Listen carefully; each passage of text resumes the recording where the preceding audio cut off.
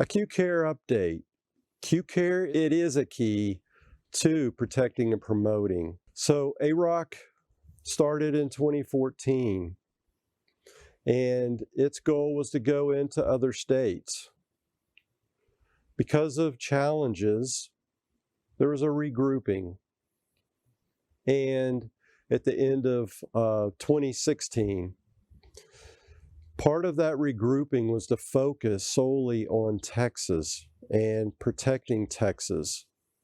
And as part of that, QCARE, the idea of QCARE was developed to signify responsible injury plans.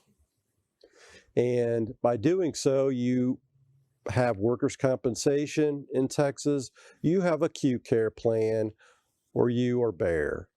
And so we wanted to signify that we are one of those alternatives, and we think we are the best alternative. So QCARE took 3 years to develop. A lot of hard work by many people. Appreciate everyone's hard work. We listened to feedback and developed procedures that would create a voluntary, no-cost designation for Texas benefit programs. We have 10 basic standards that we adhere to. It's legal, it's compliance, it's fairness, it's insurance protection, it's claims administration. So we look at those, and that's what separates a QCARE plan from bare or a non-responsible injury plan. Matter of fact, if you do not have a responsible plan and you do not meet the 10 basic standards, then you will not be awarded a QCARE designation. This brand means something. You should be proud of it when you receive your QCARE designation. This is super exciting, and I'm glad I've been along for the ride and been able to be involved. QCARE launched at this annual meeting in 2019. It launched to the public with a lot of effort by a lot of people in January of 2020. And what's so great about this, in a short amount of time, we currently have 48 employers that have the designation, and that continues to grow. And since launch, there are currently 442,445 Texas employees out of the approximate 1.2 million that are covered by a QCARE designation. Everyone that's received your designation, you should be very proud of that we are taking care of injured employees with responsible plans and their families. So the QCARE designation, this is the certificate that you will receive. I hope you're displaying it proudly, as I am. Don't get to see it as often because it's in the office and with working remote at the current time, but there's many, many benefits of getting the designation and meeting those standards, and we appreciate everyone that has applied and renewed. The certificate's valid for 12 months. So please renew at the end. Our program administrator will send you a reminder, and if we don't get a response, then somebody from the QCARE committee will reach out and just gently remind you, please renew your QCARE designation because it means a lot. The QCARE verification process and procedures. Level 1, every QCARE application, our program administrator will check the DWC database to check the DWC-5 filing. If everything matches up, then you are going to be awarded your QCARE designation and receive your certificate. To ensure that the 10 basic standards are being met and that QCARE has responsibilities, we have a level 2 verification process.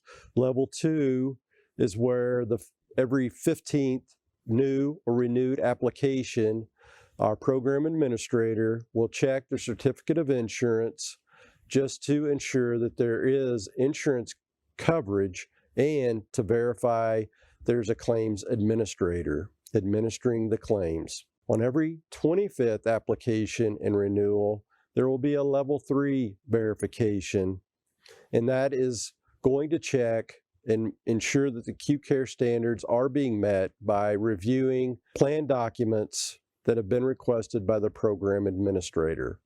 During this whole process, the majority of all of this work is done by the program administrator. During the QCARE procedures, we developed processes that limited data is received and requested. There's no claim audits. We do not retain, the program administrator nor AROC retains any of this information. It is destroyed per our destruction process within the procedures. So rest assured, we are verifying this information, but it's limited amount of information that we're receiving, and it is in safe hands and being destroyed properly when the information has been used and the verification has been completed. The QCARE committee, I have to thank Michael Safara from Cisco, founding QCARE committee member. Also Al Wingfield, retired from Big Lots, initial QCARE committee member. They worked along with myself and many others outside of the QCARE committee from other committees to develop all of the procedures. As you can see, the QCARE committee chairman, which I'm acting as currently, is appointed by the board of directors, and the other two committee members are appointed by and approved by the executive committee. What the committee does is oversee the program administrator and the execution of the procedures, and bottom line, to ensure that the QCARE designation is meeting those 10 basic standards.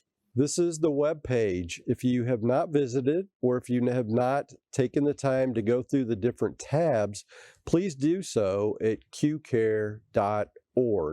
The prior slide was the website, and one of the tabs on the website is the employer registry. Thank you, thank you, thank you to all the employers that have applied and renewed your QCARE designation. If you chose or responded that you were agreeing to be place your employer's name on the registry, then you go to this site and you will see your name listed. I want to thank everyone that's listed on this page, but also everyone that's not listed, but also that has your QCARE designation. Thank you for demonstrating that you have a responsible injury plan and that you meet those 10 basic standards. You are doing your part to protect and promote alternatives to workers' compensation here in Texas. So to wrap up with the QCARE designation, again, I just want to thank everyone for applying and renewing your designation. Again, it's a key, and it's a critical key to our ongoing ability to protect and promote alternatives to workers' compensation. And you do not have to be a member of AROC, but we appreciate your interest and hope that you will join AROC and all of the many other members that work together and unite, because I have learned that we cannot become complacent if we expect to continue to successfully protect and promote injury care benefit plans in Texas.